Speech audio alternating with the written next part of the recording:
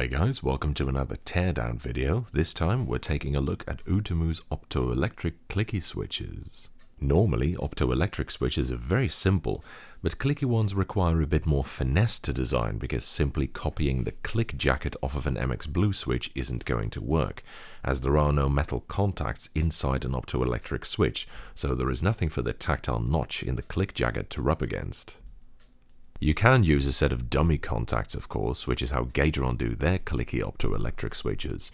But if you don't, you're going to have to come up with something new, which is good because that results in interesting and innovative designs. For example, Razer's solution to clicky optoelectric switches was a rotary click bolt design, which was pretty cool as well. I've covered that one in a previous teardown video already. These Utemus instead use a bent ribbon spring that looks a bit like two hands raised up in prayer or something. It uses two retaining hooks at the bottom to keep it in place, so it's not easily removable. In fact, this one was slightly damaged, freeing it from the housing. Anyway, the hands are pushed together by the force of the spring and are forced apart by a diamond-shaped peg sticking out of the slider. As soon as the peg clears the hands, they snap shut, which results in a clicky noise as well as a tactile event. Thankfully, these switches use a transparent top housing, so you can actually see this in situ. It's kind of weird, look, it really looks like someone's clapping their hands. Pretty funny if you ask me. But hey, I guess a hand clap makes sense as a clicker device when you think about it. The optoelectric part is very simple by comparison.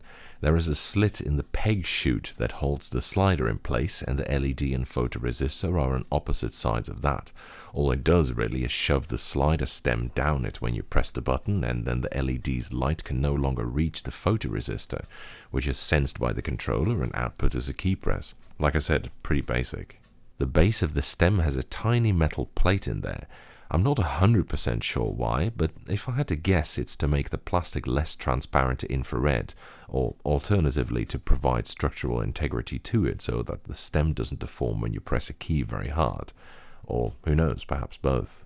Overall, it's got 6 components, 2 parts housing, the slider, slider plate, coil spring and ribbon spring, so it's fairly low complexity for a clicky switch.